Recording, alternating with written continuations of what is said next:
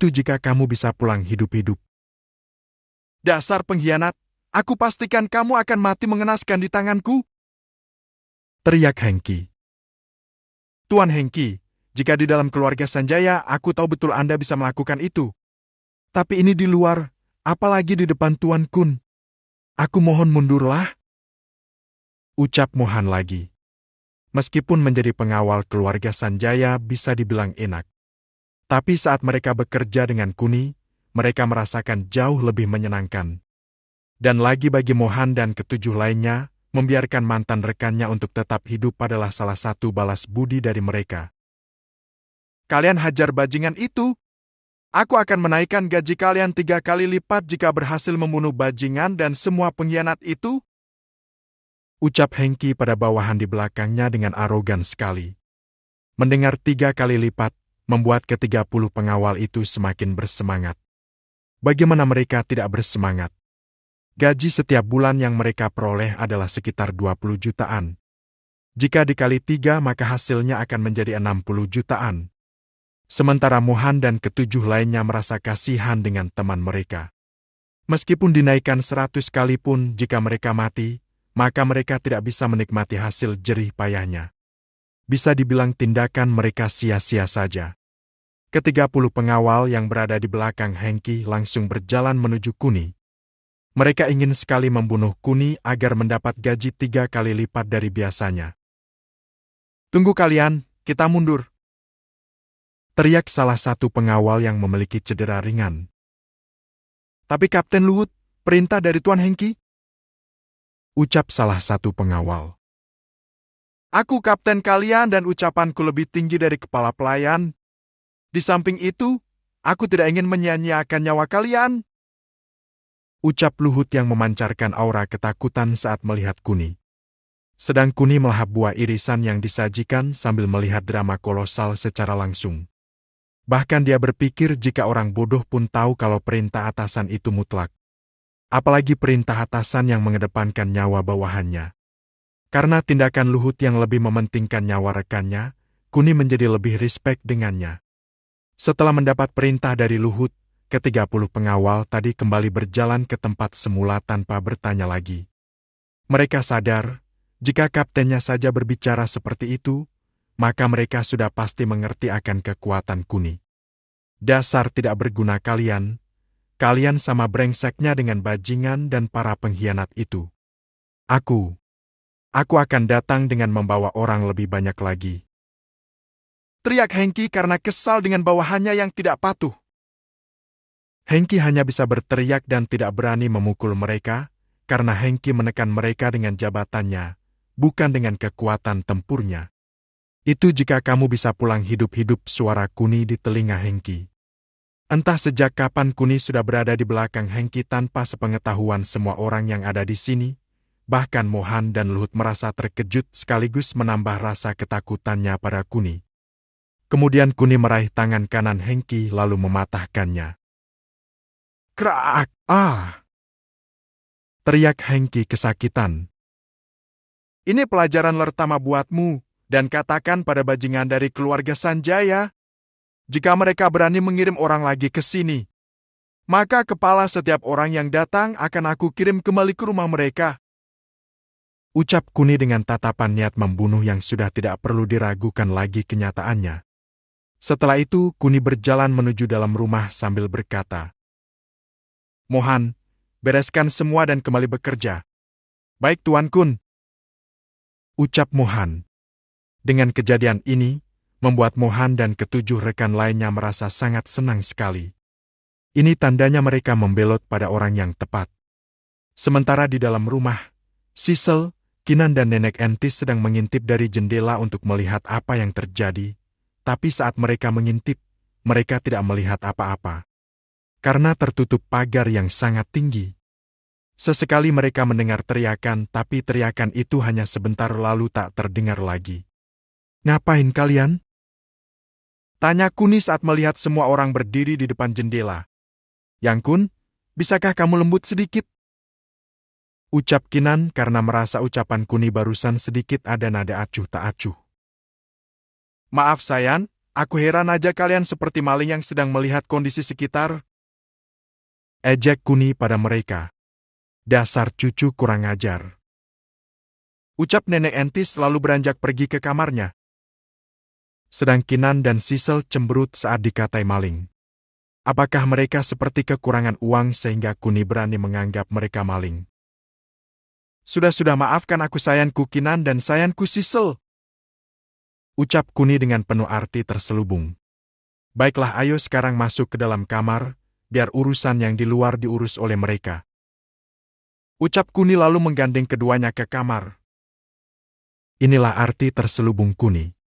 Dia membuat hati Kinan dan Sisel senang, tapi kenyataannya Kuni ingin merasakan sensasi bercinta dengan keduanya. Sedang Kinan dan Sisel merasa sanjungan Kuni tidak sesederhana itu. Mereka tahu jika Kuni ingin bercinta dengan mereka berdua sekaligus. Yang Kun, aku tahu maksud kelembutanmu. Kamu ingin bercinta dengan kami kan? Ucap Kinan polosnya. Sayangku ini pandai melihat situasi. Betul ucapanmu sayang. Sanjung Kuni pada Kinan. Tapi Kun, aku sedang halangan. Ucap Sisel. Bahkan pernikahan kurang 2 hari pun Sisel masih juga halangan. Jika dihitung-hitung, sejak Sisel haid pertama sampai sekarang sudah 7 hari lamanya. Tidak apa-apa Sisel. Kamu cukup melihat saja, sehingga kamu nantinya tidak terkejut, gimana? Tawar Kuni pada Sisel. Sisel hanya mengangguk, lalu mereka berjalan menuju kamar dengan santainya. Setelah sampai di dalam kamar, Kuni, Kinan dan Sisel mandi bersama. Sebelum beraktivitas, mereka selalu menempatkan diri mereka dalam keadaan bersih, sehingga rasa jijik di antara mereka tak ada dan rasa kepuasan di antara masing-masing bisa tercipta akibat kebersihan bersama. Tak lupa selain mandi, Kuni juga mencumbui Mike berdua secara bergantian. Meski nantinya dia masih belum bisa menjebol segel Sisel. Tapi setidaknya Sisel mengalami pengalaman saat bercinta dengan Kuni jika masalah haidnya telah teratasi. Lama mereka bergumul di kamar mandi, di mana Kuni sedang berciuman dengan Sisel, tangannya meremas-remas gunung kembar milik Kinan, sedang Kinan sedang memegang tonggak Kuni dan memaju mundurkan secara perlahan. Tonggak panjang nan keras itu telah membuat Kinan ketagihan setiap malamnya. Siapa yang bisa melupakan tonggak perkasa ini, batin Kinan. Pagut-memagut di antara Sisel dan Kuni telah membuat Kuni melupakan Kinan. Kuni merasakan dan menikmati setiap permainan bibirnya dengan Sisel. Bibir Sisel yang kecil dan tipis memberikan sensasi baru buat Kuni. Meskipun Kuni sadari bahwa permainan Sisel masih kalah jika dibandingkan dengan permainan bibir Kinan. Mungkin karena Kinan lebih dulu melakukannya, sehingga pengalamannya lebih banyak daripada Sisel. Suara desahan yang dilakukan Sisel membuat Kuni tersadar jika ada Kinan di tempat itu. Sayang, ayo kita keluar. Pinta Kuni pada keduanya. Bab 105, Sisel belajar. Sayang, ayo kita keluar. Pinta Kuni pada keduanya. Mereka hanya mengangguk, lalu keluar dari kamar mandi. Kali ini Kinan berjalan sedikit pelan karena memikirkan perlakuan Kuni yang sedikit lebih lama dengan Sisel dibandingkan dengannya. Mungkin Kinan tadi juga merasakan pagutan Kuni, tapi tidak selama Kuni dengan Sisel. Itu yang membuat Kinan sedikit cemburu. Bahkan Kinan berpikir apakah Sisel lebih jago darinya sehingga Kuni betah berlama-lama dengan Sisel. Sedangkan Kuni juga menyadari sikap Kinan yang sedikit cemburu itu. Akhirnya dia secara pribadi menyusul dan menggendong Kinan untuk memperbaiki suasana hatinya yang bimbang itu. Sayang, nanti mainnya yang lama ya, kita tunjukkan pada Sisel kalau aku itu jantan. Ucap Kuni sambil menyosor bibir Kinan. Setelah itu Kuni membawa Kinan di atas kasur dan merebahkannya. Sementara Sisel duduk di sebelah Kinan sambil menata iri lekuk tubuh Kinan yang berisi dan juga menantang itu. Apalagi gunung kembar Kinan membuat Sisel merasa seperti anak-anak umur 12 tahun.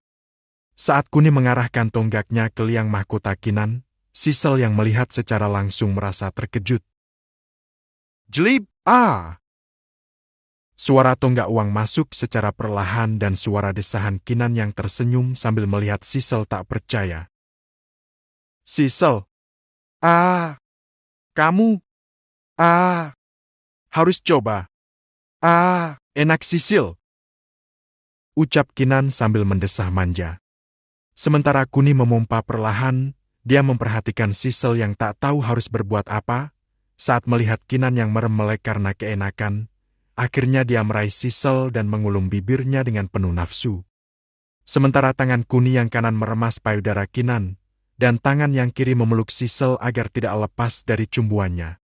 Sementara Sisel menikmati pagutan demi pagutannya bersama Kuni, dia tak lupa memeluk Kuni agar tubuhnya tidak ambruk saat dirinya sudah senjberat. Sejujurnya bagi Sisel, keadaan seperti ini adalah siksaan baginya. Meskipun dia senjberat, tapi dia tidak akan bisa menuntaskan hasratnya. Kinan mengherang dan mendesah dengan begitu liarnya. Bahkan sesekali suara arangannya sedikit keras karena Kuni memompanya dengan sedikit keras pula. Yang Kun, desah Kinan panjang. Saat Kuni mendengar desahan Kinan yang panjang, dia berhenti untuk memberikan Kinan kesempatan menikmati klimaksnya. Sisel, kamu tidak tahu betapa nikmatnya ini. Ucap Kinan lalu menyuruh Kuni untuk lanjut memompa lagi. Masih dengan posisi yang sama, hanya saja kali ini Sisel tidak bercumbu dengan Kuni, melainkan dia melihat dan juga belajar dengan pergerakan tubuh atau sikap ala yang harus dia buat agar nantinya dia sudah terbiasa dan tidak terkejut lagi jika saat dirinya bercinta dengan Kuni telah tiba. Meskipun dirinya melihat dengan seksama, Sisel masih belum paham dengan aranha dan desahan Kinan itu berasal dari mana. Apalagi saat dia melihat tonggak Kuni yang keluar masuk di liang mahkota Kinan, membuatnya bergidik tak kuasa saat membayangkan jika posisi dirinya yang sedang dipompa oleh Kuni. Sementara Kuni memompa Kinan secara sedikit demi sedikit menaikkan tempo sekaligus mengulum habis bibir Kinan, sehingga meskipun Kinan mengerang keras pun, suaranya tetap tertahan oleh bibir Kuni. Tak berapa lama, Kinan mengisyaratkan Kuni untuk menaikkan temponya lagi karena Kinan sudah ingin mencapai klimaks lagi. Sementara Kuni yang sudah mengetahui isyarat dari Kinan hanya mengangguk dan menggempurnya lebih cepat dan cepat. Tak pelak suara arangan Kinan semakin keras dan keras sehingga membuat Sisel semakin ngeri saja. Ah, ah, ah, ah, ah, ah, ah. Desah panjang Kinan telah membuat Kuni berhenti. Setelah mengatur nafas, Kinan lalu tersenyum pada Sisel. Dia yakin jika Sisel merasa bahwa dirinya sedang tersiksa. Tanpa Sisel ketahui jika dirinya justru merasakan kenikmatan yang tiada tara di dunia ini. Yang, lanjut. Ajak Kinan. Ganti posisi sayang. Ucap Kuni. Posisi yang mana Yang? Tanya Kinan. Digi-digi sahut Kuni. Lalu Kinan berdiri dan berpose seperti hewan berkaki keempat. Kemudian Kuni mengarahkan tonggaknya ke liang mahkota Kinan dari belakang. Lagi-lagi Sisel tercengang dengan apa yang dilakukan oleh Kuni dan Kinan. Sebetulnya Sisel belum pernah melihat video Bluey. Jadi dia sedikit asing dengan beberapa gaya yang Kinan dan Kuni peragakan. Setelah semua telah siap, Kuni lalu memompa Kinan lagi. Kali ini Kuni memompanya sedikit cepat dari awal karena Kuni juga ingin merasakan klimaks yang pertamanya. Sementara Kinan merasa tubuhnya sudah tidak kuat saat merasakan tonggak Kuni masuk ke liang mahkotanya dengan tenaga yang super besar, sehingga membuat lutut yang menumpu tubuhnya bergetar. Yang, Kunha, aku udah gak kuat. Ucap Kinan sembari mendesah. Apa sakit Yang? Tanya Kuni telah berhenti karena mendengar keluhan Kinan. Bukan sakit Yang, lututku udah gak kuat menahan tubuhku. Ucap Kinan. Baiklah kalau gitu, ganti posisi lagi Yang. Ucap Kuni. Lalu Kuni memangku Kinan di atasnya dan menghadap Kuni. Seolah-olah mereka tidak melihat keberadaan Sisel, karena dari awal Kuni dan Kinan hanya ingin Sisel belajar, apalagi Sisel sedang kedatangan tamu bulanannya. Praktis tidak ada yang bisa dilakukan Sisel selain cumbuan bibirnya. Setelah posisi Kinan sudah pas dan tonggak Kuni sudah berada di jalurnya, lalu Kinan menaik mundurkan pantatnya seolah-olah sekarang Kinan yang bekerja. Sementara Kuni memeluk Kinan dan menenggelamkan kepalanya di gunung kembar besar milik Kinan. Untuk posisi seperti ini, Sisel sudah tahu karena dia juga sudah melakukannya, meskipun hanya cumbuan dari Kuni. Lama Kuni melakukan dengan posisi pangkuan yang membuat Kinan lagi-lagi kewalahan. Apalagi bebannya kali ini lebih berat dari posisi Digi karena selain naik turun, dia juga harus bergoyang agar suasana tubuhnya berirama dengan goyangannya. Karena dirasa posisi ini sedikit tidak nyaman buat Kuni, akhirnya dia tidur dan membiarkan Kinan bergoyang sendiri. Benar saja, setelah beberapa saat, Kuni merasakan jika tunggaknya masuk lebih dalam lagi. Ini yang membuatnya kembali merasakan geli-geli nikmat yang sebelumnya tidak dia rasakan di posisi saat memangku Kinan. Karena rasa yang begitu dahsyat dan mampu membuatnya merem melek, Kuni lalu menarik Sisel dan mencumbuinya sehingga kenikmatan yang dia rasakan semakin dalam dan nikmat. Yang ki enak sayan. Racau Kinan. Kali ini Kinan bisa puas menaikkan atau menurunkan tempo, karena sekarang dia yang mengambil alih permainan. Sedang Kuni sedang asyik bercumbu dengan Sisel sekaligus mendapat servis dari Kinan. Lama-kelamaan akhirnya pertahan Kuni sudah hampir jebol. Akhirnya dia memberhentikan aktivitasnya kepada Sisel dan menyuruh Kinan tiduran. Setelah itu dia menggenjot Kinan dengan liarnya dan memakai tempo tercepatnya. Yang Kun. Racau Kinan merasakan geli-geli nikmat di liang mahkotanya. Bab 106, Masalah Mona. Yang Kun. Racau Kinan. Mendengar racauan Kinan, Kuni menjadi semakin bersemangat. Benar saja, saat baru beberapa menit saja, baik dirinya maupun Kinan sama-sama hanyut dalam permainannya dan tanpa menunggu lama akhirnya Kuni dan Kinan sama-sama mencapai klimaks secara bersama-sama. Areg! Desah keduanya secara bersamaan. Sedang Sisel terbingung-bingung saat melihat Kuni dan Kinan saling memeluk setelah mereka berteriak bersama. Sisel, apa kamu telah mempelajari sesuatu? Tanya Kinan pada Sisel. Sisel hanya menunduk karena dia sadar jika permainan yang dilakukan oleh Kuni dan Kinan adalah permainan dewasa yang mungkin bagi Sisel tidak akan mampu melakukannya. Saat Sisel melihat waktu, dia terkejut sudah 2 jam lamanya dia memperhatikan mereka berdua bercinta. Kinan, apa kamu tidak kesakitan? Tanya Sisel penasaran. Kinan hanya tersenyum sambil mengulum bibir Kuni. Apakah kamu tidak tahu rasanya begitu nikmat, dan kamu tanya padaku apakah aku kesakitan? Ayolah Sisel, jika kamu tahu rasanya, kamu tidak akan pernah mau berhenti melakukannya. Ucap Kinan. Setelah itu mereka bertiga mandi bersama sekaligus tidur bersama juga. Dalam benak Kinan, hari ini adalah hari yang spesial buatnya, di mana kebahagiaan dan kedamaian selalu hadir di kehidupannya sejak dia bertemu Kuni. Tapi bagi Sisel, ini adalah pembelajaran yang sedikit kejam buatnya. Bagaimana mungkin dia bisa melayani Kuni setelah tahu apa yang dilakukan Kuni adalah hal yang sangat di luar nalar. Kun, apakah aku mampu melayanimu? Tanya Sisel yang sedari tadi tidak bisa tidur karena memikirkan permainan Kuni dan Kinan yang sangat panas. Jika tidak dicoba, mana bisa tahu Sisel? Apa kamu mau mencobanya sekarang? Ucap Kuni yang semakin mendekat erat tubuh Sisel. Kamu jangan menggodaku, Kun. Ucap Sisel. Lalu dia beranjak pergi dari kamar utama dan menuju kamar lainnya. Sementara Kinan sudah tertidur pulas dari tadi, mungkin karena batinnya sudah puas sehingga dia cepat sekali terlelap. Tak terasa malam berganti pagi dengan cepat. Dan suasana di antara mereka kembali seperti sedia kala. Tak terkecuali Sisel yang mendapat cercaan pertanyaan dari Kinan. Sisel, kenapa kamu pindah? Apa kamu main dengan Kuni di kamar lain? Dan kenapa tidak ajak-ajak aku?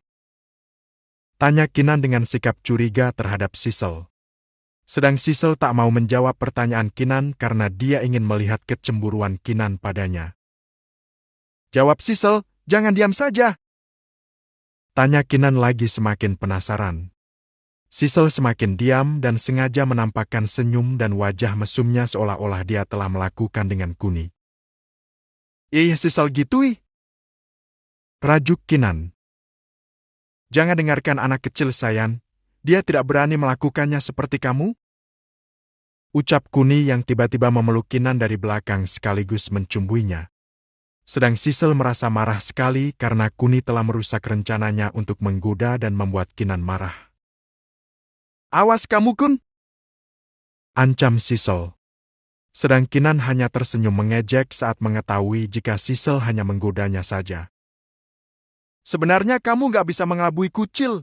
Jika Kuni ingin bermain lagi, dia tentu akan membangunkanku. Ucap Kinan sambil memeluk Sisel. Sementara Kuni setelah berlari dari Sisel, dia akhirnya bisa menghirup udara segar di taman depan gerbang. Saat dia melihat banyaknya orang-orang yang sedang berbaris di depan rumahnya, dia salah mengira jika mereka adalah satpam yang sedang dilatih. Tapi saat melihat Mohan yang sedang berteriak-teriak, dia akhirnya paham jika orang-orang itu adalah pengawal yang dibawa oleh Hengki kemarin. Mohan, teriak Kuni sambil melambaikan tangannya pada Mohan agar segera merapat padanya. Mohan lalu mendekat sambil memberi hormat pada Kuni. Selamat pagi Tuan Kun. Apa mereka berniat mengikutiku? Tanya Kuni. Benar Tuan Kun? Ucap Mohan. Ada berapa orang? Tanya Kuni. Ada tambahan 22 orang lagi Tuan, jelas Mohan.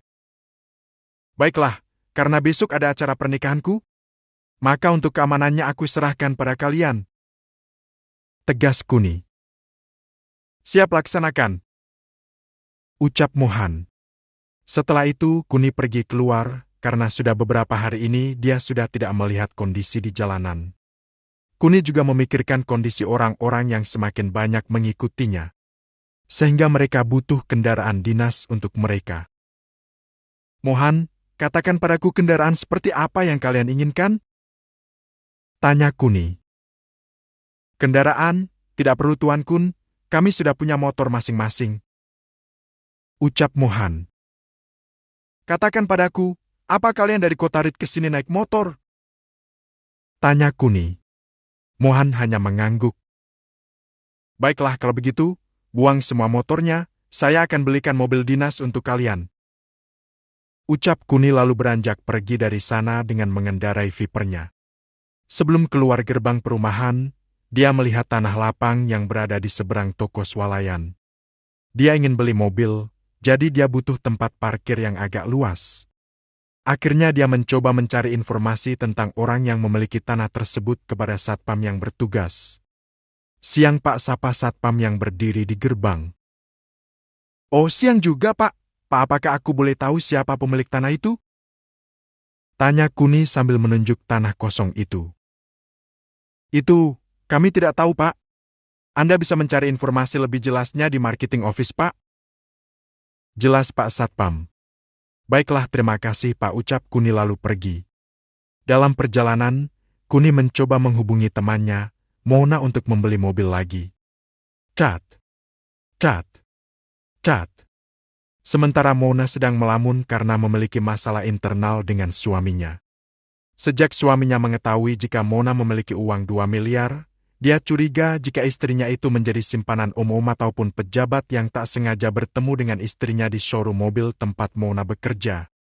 Meskipun Mona sudah menjelaskan jika uang itu bantuan dari temannya, tapi suami Mona tetap bersikukuh kalau Mona berselingkuh dengannya. Kondisi seperti itulah yang membuat Mona akhir-akhir ini murung dan tidak bersemangat menjalani hidupnya lagi. Saat dia melamun, dia terkejut dengan suara HP-nya yang tiba-tiba berdering. Dia lalu mengangkat tanpa melihat siapa yang menelpon. Sambil berbicara sedikit ketus. Halo, ada apa lagi? Aku sekarang ada di showroom. Datanglah jika tidak percaya. Mendengar suara Mona yang sedikit tidak enak didengar, Kuni merasa jika dirinya menjadi benalu di kehidupan Mona. Tapi saat memikirkannya lagi, Mona tidak menyebut namanya. Mungkin Mona mengangkat tanpa melihat siapa yang menelpon. Batin Kuni. Mona, ini aku. Terang Kuni. Sedangkan Mona terkejut saat mendengar suara yang familiar. Akhirnya dia melihat nama penelpon untuk memastikan orangnya lalu berkata sedikit canggung pada Kuni. "Oh maaf Kun, saya kira suamiku yang menelpon." Kuni semakin tidak mengerti. Jika suaminya yang menelpon, harusnya Mona lebih bersikap baik kan. Tapi yang terjadi malah sebaliknya. Bab 107, masalah sepele, akhirnya Kuni dihina. Kuni semakin tidak mengerti. Jika suaminya yang menelpon, harusnya Mona lebih bersikap baik kan. Tapi yang terjadi malah sebaliknya. Tanpa mencari tahu lebih lanjut, Kuni lalu berkata, "Baiklah Mona, aku butuh mobil, jadi aku akan ke sana sekarang." Setelah itu, telepon diputus Kuni tanpa mendengar balasan Mona. Sedang Mona merasa bersalah lagi, kali ini dia sudah membuat masalah dengan Kuni. Meskipun bagi Kuni itu bukan apa-apa. Tak berapa lama, Kuni sudah sampai di lobi showroom dan Mona dari tadi sudah berdiri untuk menunggu Kuni. Meskipun sebelumnya ada 2 pelanggan yang masuk, tapi Mona hanya menyapanya dan tidak melayaninya karena dia sedang menunggu Kuni.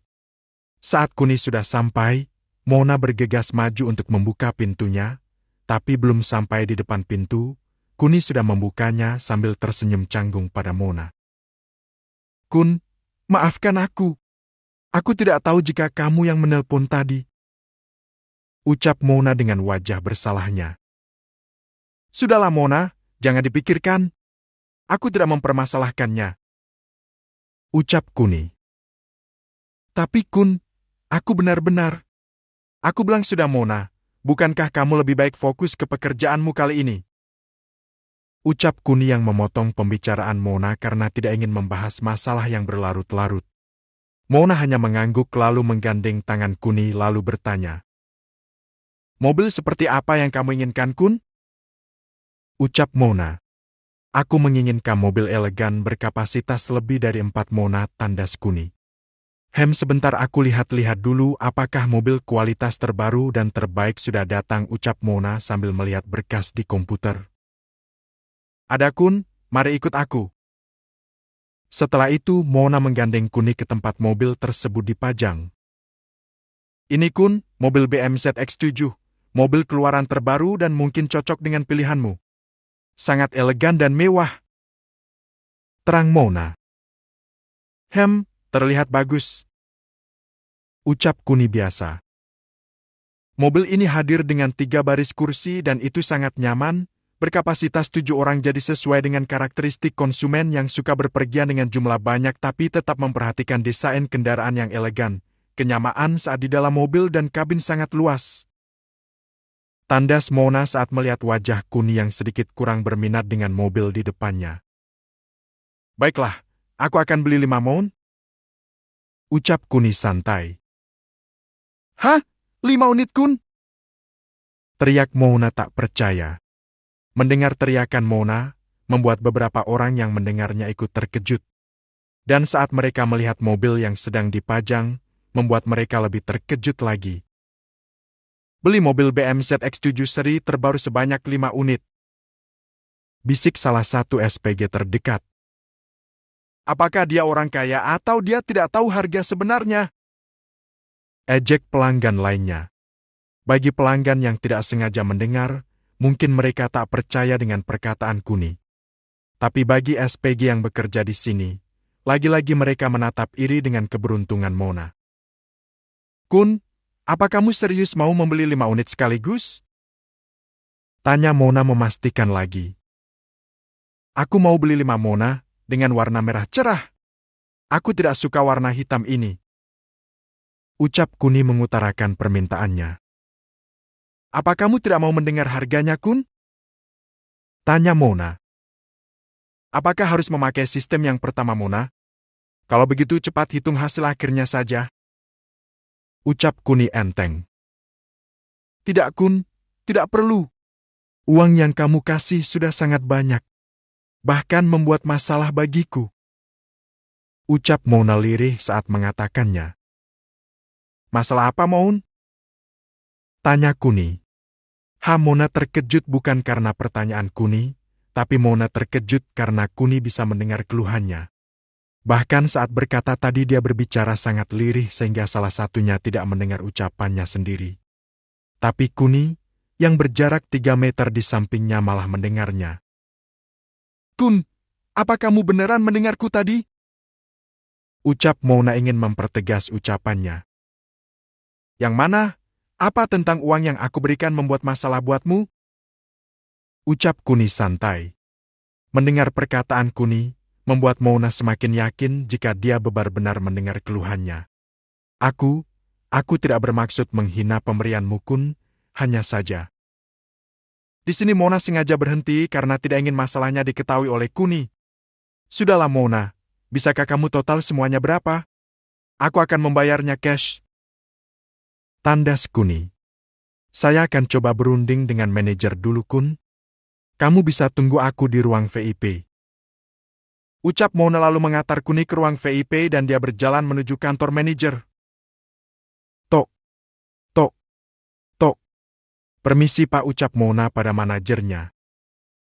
Ya ada apa Mona? Tanya sang manajer. Pak, maaf. Saya memiliki pelanggan yang ingin membeli BMW X7 sebanyak 5 unit dan dia. Apa? Membeli 5 unit? Ucap sang manajer terkejut karena merasa tidak percaya dengan apa yang didengarnya. Mona? Apa kamu sudah mencari tahu kalau dia mampu membelinya? Ucap sang manajer lagi setelah sadar dari keterkejutannya dengan nada yang sedikit meremehkan. Mona merasa sedikit ragu-ragu, apalagi Kuni tidak menanyakan harganya. Sehingga membuatnya terdiam beberapa saat untuk memikirkan kemungkinannya. Kenapa Mona? Kok diam saja? Pergi sana, jangan menggangguku. Teriak sang manajer dengan arogan. Tapi Pak, kurasa dia mampu membayarnya. Ucap Mona meyakinkan sang manajer. Pergi! Apa kamu tidak dengar aku bicara apa? Teriak sang manajer lebih keras lagi sehingga orang-orang yang berada di luar ruangan juga ikut mendengarnya. Karena ketakutan, Mona lalu berjalan pergi sambil menunduk. Dia sudah tidak punya cara lagi untuk meyakinkan sang manajer karena sikap ragu-ragunya tadi telah menghilangkan kepercayaan dari sang manajer. Setelah itu, dia kembali ke ruang VIP dengan wajah yang sedikit suram. Ada apa Mona? Kenapa wajahmu suram begitu? Tanya Kuni. Manajerku tidak percaya jika kamu mampu membayarnya Kun, sehingga dia mengusirku. Ucap Mona pasrah. Masalah sepele ini aku tidak suka jika dibikin ribet. Coba kamu hubungi pemiliknya. Ucap Kuni santai. Aku tidak berani menghubungi beliau langsung.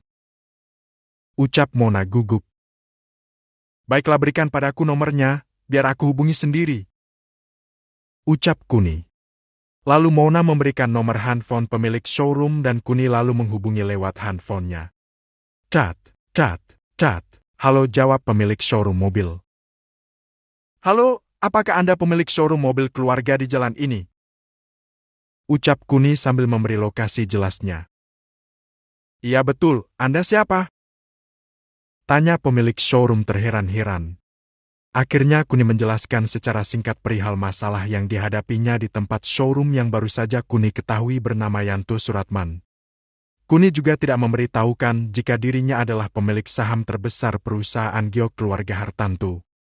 Setelah mendengar cerita Kuni, Yanto bereaksi seperti bukan masalah besar. Dan dia juga tidak menganggap remeh masalah Kuni. Tuan, masalah Anda ini sepele bukan? Lalu kenapa Anda menghubungi saya? Buang-buang waktu saja. Ucap Yanto lalu memutus panggilannya. Bab 108, kamu sepertinya salah sangka denganku. Tuan, masalah Anda ini sepele bukan? Lalu kenapa Anda menghubungi saya? Buang-buang waktu saja. Ucap Yanto lalu memutus panggilannya. Sementara Kuni merasa naik pitam dan ingin sekali menghancurkan showroom mobil ini. Mona, aku rasa aku tidak jadi beli mobil di sini, karena pemilik dan juga manajermu mungkin tidak butuh uang dariku.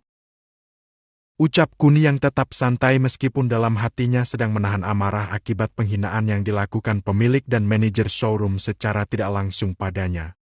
Mona hanya mengangguk dengan wajah yang sedikit kecewa. Dia tidak tahu caranya meyakinkan sang manajer. Bahkan pemilik showroom pun seperti tidak memedulikan Kuni. Baiklah, tidak apa-apa Kun, aku juga akan mengundurkan diri hari ini. Ucap Mona. Karena bagi Mona, salah satu cara meminta maaf pada Kuni adalah dengan mengundurkan diri. Apalagi jika mengingat temannya Lise yang diberhentikan secara tidak hormat, sehingga dia sudah tidak betah berlama-lama kerja di sini. Kenapa Mona? Tanya Kuni keheranan. Jangan tanya kenapa Kun. Aku sudah tidak betah bekerja di lingkungan seperti ini. Ucap Mona. Baiklah kalau begitu Mona, sudah saatnya aku pergi. Ucap Kuni. Kun, kalau boleh tahu kamu mau kemana? Tanya Mona. Mungkin aku ke showroom lainnya, ucap Kuni santai. Apakah aku boleh menemanimu Kun? Tanya Mona sedikit malu. Oh baiklah, tapi kamu tidak akan menggodaku kan Mona? Goda Kuni sambil tersenyum nakal pada Mona. Oh, kamu sekarang mulai nakal Kun? Apa harta telah mengubahmu? Ucap Mona penasaran. Hei Mona, ayolah. Bukankah dari dulu aku selalu pria mesum di benakmu?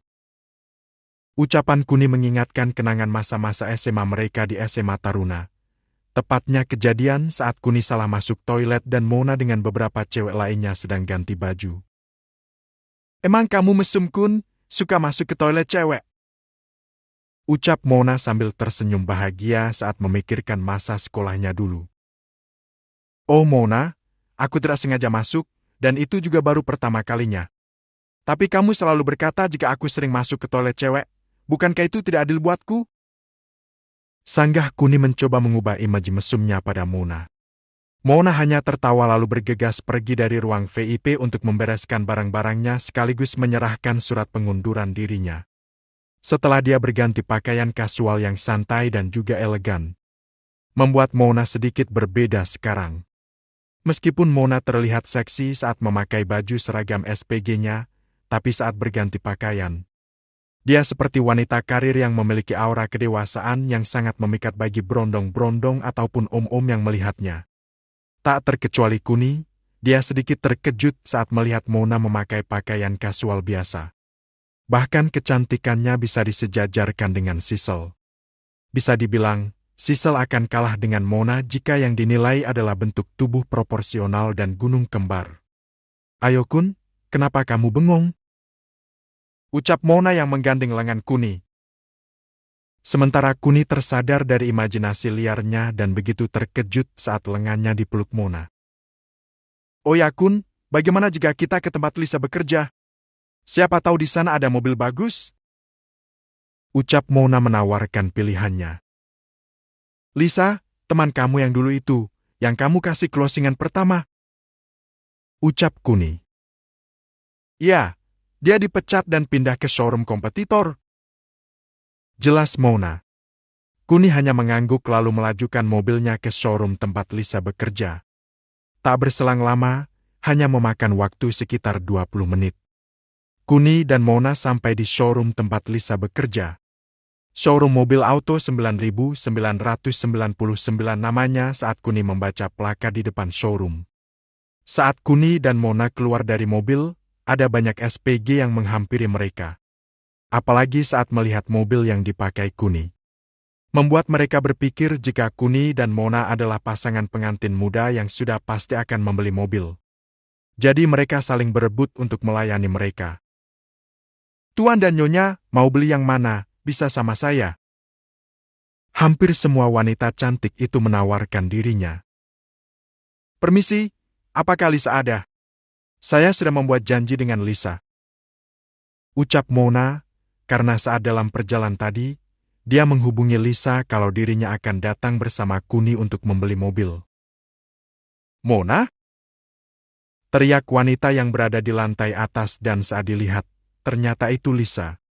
Akhirnya SPG-SPG itu bubar saat mengetahui jika mereka sudah membuat janji dengan SPG lainnya. Maaf Mona, aku ingin menyambutmu, tapi manajer menyuruhku untuk membereskan dokumen sehingga aku tidak bisa menyambutmu. Ucap Lisa setelah turun dan menyapa Mona dan Kuni. Sudahlah Lis, Kuni sibuk orangnya. Jika kamu punya mobil bagus, segera tunjukkan saja. Ucap Mona untuk mempersingkat waktu. Lisa hanya tersenyum canggung lalu mengajak mereka berdua menuju mobil yang direkomendasikan oleh Lisa sesuai dengan yang Kuni cari. Ini Tuan Kun, model terbaru Elvard X86, muat 8 orang dan memiliki fitur tercanggih, di mana terdapat sensor pengereman dan sensor marka jalan. Dari segi keamanan dan kenyamanan sudah nomor 1 dan produk unggulan di showroom kami. Terang Lisa dengan detail dan penuh sanjungan. Kuni hanya diam sambil melihatnya seperti kurang berminat, membuat Lisa sedikit khawatir apakah pelayanannya masih kurang memuaskan. Apakah bisa request warna, kata yang terlontar setelah diam-diam mengamati mobil di depannya.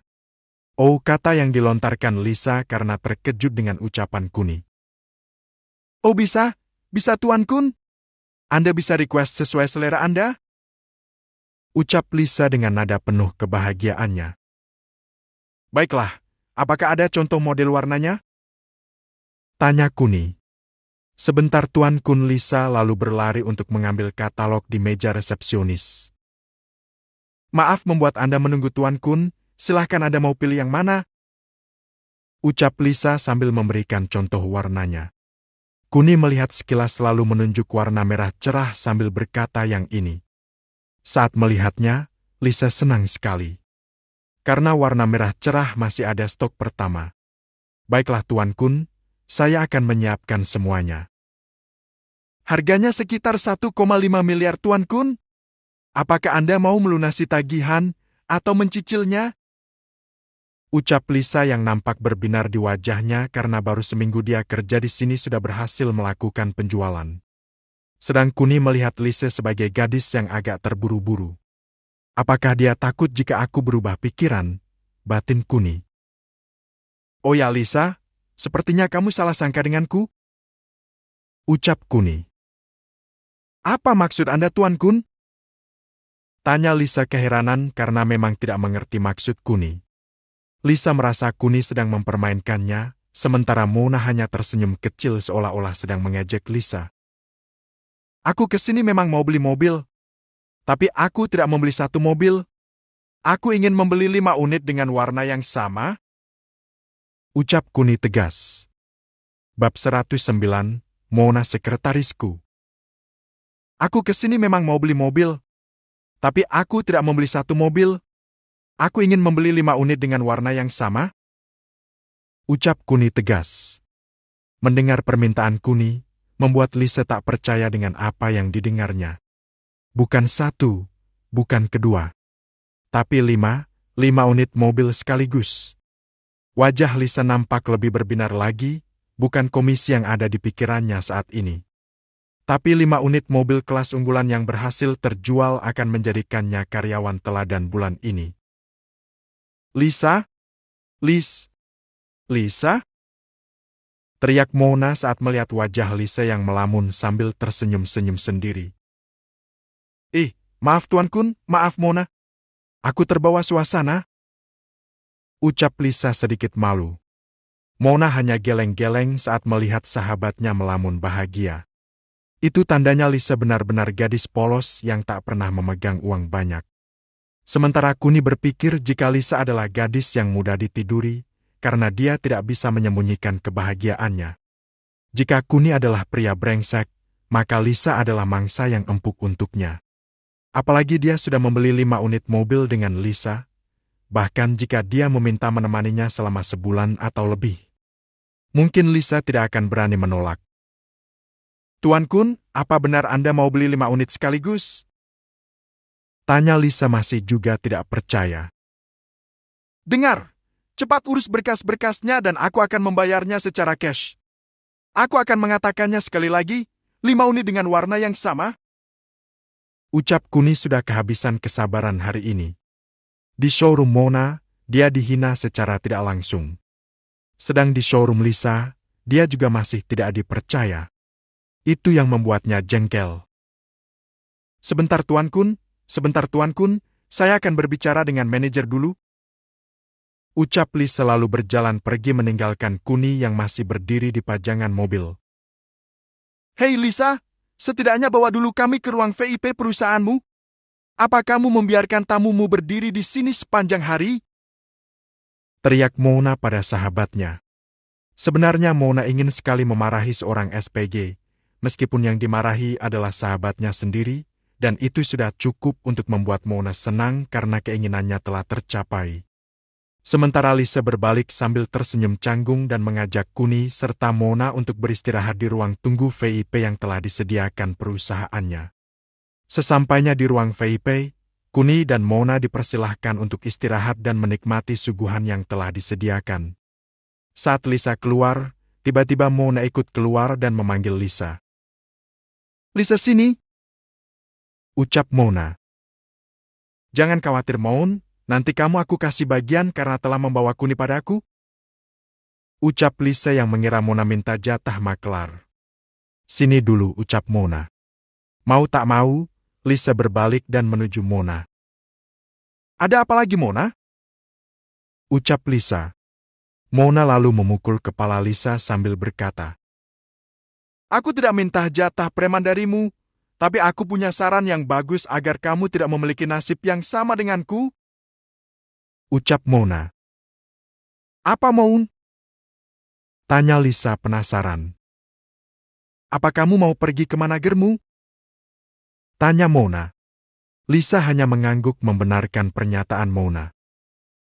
Jangan pergi ke sana dulu. Kamu buat faktur pembelian dulu, biar Kuni bayar dan tanda tangani. Setelah semua selesai baru kamu menemui managermu untuk meminta pemesanan mobil yang Kuni beli. Dengan begitu mereka tidak mungkin menolak permintaanmu. Ucap Mona. Mona tentunya tahu kesalahannya tadi saat dia tiba-tiba menemui manajer dan meminta stok pemesanan mobil tanpa faktur pembelian yang jelas. Sehingga dia tidak dipercaya bahkan diusir oleh manajernya.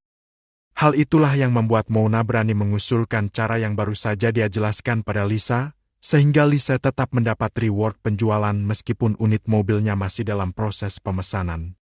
Mona juga ingat untuk proses pemesanan unit mobil hanya membutuhkan waktu sekitar seminggu, sehingga dia berani menyarankan cara seperti ini pada sahabatnya tersebut. Lisa berpikir sejenak, 2 jenak, 3 jenak baru menyadari jika saran Mona sedikit lebih ekstrim, tapi masih bisa digunakan. Mengingat jika ada kenaikan harga, mungkin hanya kisaran puluhan juta saja sehingga dia mengacungkan kedua jempol pada sahabatnya itu. Sementara Kuni yang mendengar percakapan mereka semakin salut pada Mona. Kuni awalnya berpikir jika Mona ikut keluar itu karena ingin meminta bagian jatah penjualan pada Lisa. Tapi kenyataannya tidak seperti bayangan Kuni. Sehingga Kuni berpikir jika dia dulu memberi Mona 2 miliar itu tidak sia-sia karena Mona tidak tamak akan uang. Baiklah Lis, cepat ya. Aku tunggu di dalam. Ucap Mona lalu berbalik. Mon, kamu yakin gak mau minta jatah bagian penjualan padaku? Tanya Lisa lagi pada Mona. Tidak Lis, aku udah punya banyak kok. Jawab Mona jujur. Bahkan uang 2 miliar yang dikasih Kuni padanya dulu masih utuh dan belum terpakai sama sekali. Sehingga untuk sekarang Mona masih belum kekurangan uang. Tapi aku merasa gak enak sama kamu Mon. Ucap Lisa lagi yang bingung dengan situasinya. Mona berpikir sejenak lalu berkata. Cukup traktir makan aja, tapi terserah aku mau makan apa. Gimana? Lisa berpikir sejenak lalu mengangguk pada Mona. Bagaimana Lisa bisa menolak jika permintaannya hanya mentraktir makan Mona? Berapa sih uang yang dihabiskan untuk sekali makan? Paling satu orang tidak akan habis 5 juta, batin Lisa. Setelah itu Mona masuk ke ruang VIP dan melihat Kuni sedang menyesap tehnya. Lagi dapat ya Mon, kok lama bener? Goda Kuni. Meskipun Kuni tahu apa yang Mona bicarakan dengan Lisa. Tapi dia pura-pura tidak tahu. Hasilnya sekarang dia menggoda Mona dengan pertanyaan intim yang membuatnya semakin dalam dicap sebagai orang mesum. Kalau orang mesum itu selalu pikirannya gak jauh-jauh dari itu? Ucap Mona sinis. Kuni hanya tertawa sambil menyesap tehnya. Tak berapa lama, Lisa masuk dengan membawa setumpuk berkas yang membuat Kuni sedikit bingung. Dia hanya membeli mobil, tapi berkasnya lebih tebal dari berkas rumah yang pernah diberikan Sisel padanya. Apa ini, Lis? Tanya Kuni. Ini berkas-berkas yang harus Anda tanda tangani, Tuan Kun? Ucap Lisa. Gak kebayang gimana jadinya jika Kuni yang menandatangani. Jika dilihat-lihat, ada 100 lembar yang harus ditandatangani. Lisa, apakah tidak ada yang lebih tipis lagi? Tanya Kuni. Lisa hanya menggeleng sekali sambil tersenyum. Baiklah kalau begitu, kasihkan ke Mona saja. Ucap Kuni santai. Kun, kenapa harus aku? Kan kamu yang membelinya, jadi kamu yang harus tanda tangan. Ucap Mona menolak ide Kuni. Kamu kan sekretarisku. Bukankah tugas sekretaris adalah seperti ini? Jadi mulai sekarang, kamu yang handle. Aku hanya mau terima berasnya saja. Ucap Kuni santai lagi. Bab 110. Hadiah mobil untuk sekretaris pertamaku. Kamu kan sekretarisku. Bukankah tugas sekretaris adalah seperti ini? Jadi mulai sekarang, kamu yang handle. Aku hanya mau terima berasnya saja. Ucap Kuni santai. Sejak kapan aku jadi sekretarismu, Kun? Sanggah Mona. Sejak detik ini. Jadi sekarang tolong urus semuanya ya. Ucap Kuni sambil tersenyum pada Mona. Aku menolak jadi sekretarismu. Sanggah Mona lebih keras lagi. Hei Mon, berhenti main-main. Bukankah kamu baru saja resign? Berarti kamu sedang menganggur kan? Jadi kamu punya kesempatan langka untuk menjadi sekretarisku? Jelas Kuni. Sedang Lisa terkejut saat mendengar Mona telah resign dari pekerjaannya di showroom kompetitornya.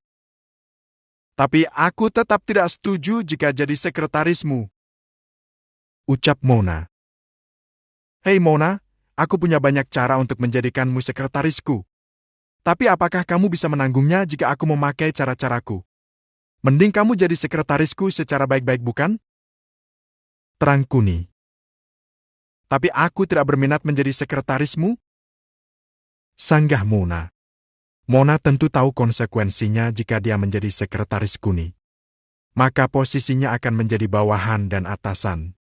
Dan itu akan mengganggu ikatan pertemanannya dengan Kuni.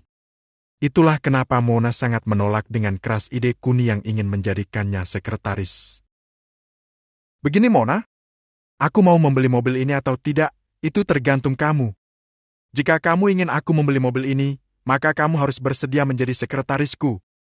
Tapi jika kamu menolak menjadi sekretarisku, maka aku akan membatalkan membeli mobil ini. Ucap Kuni tegas. Mona merasa ditampar oleh Kuni dan membuatnya tak berdaya melawan Kuni. Dia bahkan terheran-heran dengan Kuni. Apakah dia teman SMA-nya yang penurut dan juga pendiam? Tapi saat mengingat betapa arogannya dia membuat Mona merasa Kuni yang di depannya bukan temannya masa sekolah. Itu pasti Kuni yang lain. Dan mereka berdua memiliki kepribadian yang berbeda. Mona, apa benar yang dikatakan Tuan Kun kalau kamu telah resign dari showroomnya Bos Yanto? Tanya Lisa kembali menyadarkan Mona dari lamunannya. Mendengar perkataan Lisa, Mona tersadar lalu mengangguk menandakan jika dia telah resign dari showroomnya Bos Yanto. Kamu kenapa resign, Mon? Tanya Lisa lagi penasaran.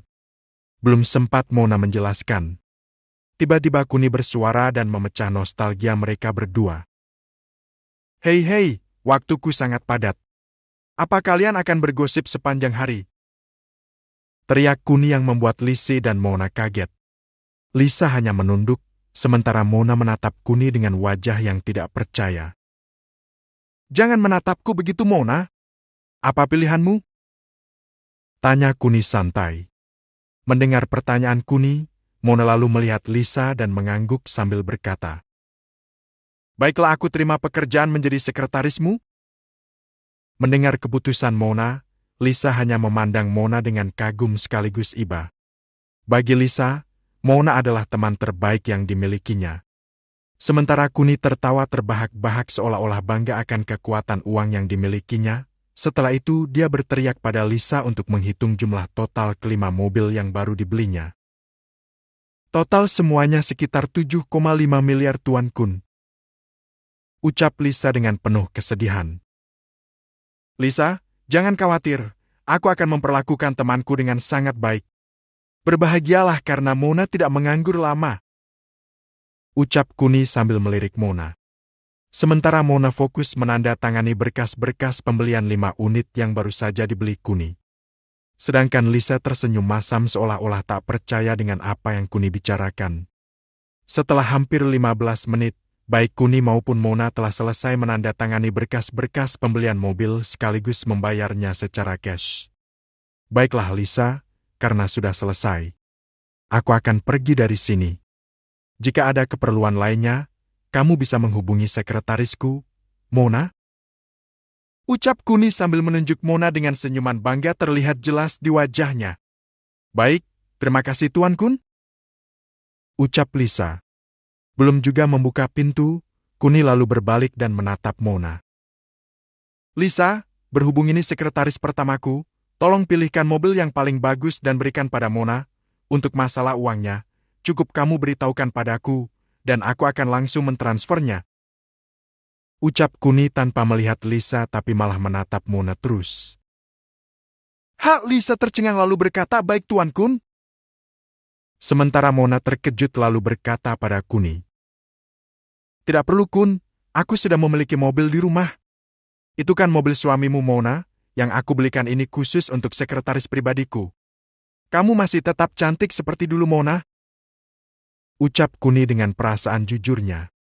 Mendengar perkataan Kuni, membuat Mona tersipu malu, meskipun tidak dia perlihatkan pada Kuni. Dan besok pagi-pagi kamu harus hadir dengan membawa mobil yang aku hadiah itu ke rumahku, karena besok aku akan menikah. Jadi aku menunggumu di sana. Ucap Kuni lalu beranjak pergi dari showroom 9999 itu. Sementara Mona yang awalnya tersipu malu karena perkataan Kuni yang menyanjungnya, tiba-tiba memaki Kuni dengan wajah garangnya. Brengsek, brengsek. Dasar laki-laki brengsek. Lisa, aku mau mobil termahal yang kamu punya. Dan segera hubungi Kuni untuk mentransfernya. Teriak Mona. Maun, sabar Maun. Bukankah kamu beruntung, baru beberapa menit bekerja sudah mendapat fasilitas mobil yang bagus? Sanjung Lisa karena sedikit iri dengan keberuntungan Mona. Apa kamu mau menjadi sekretaris laki-laki brengsek itu?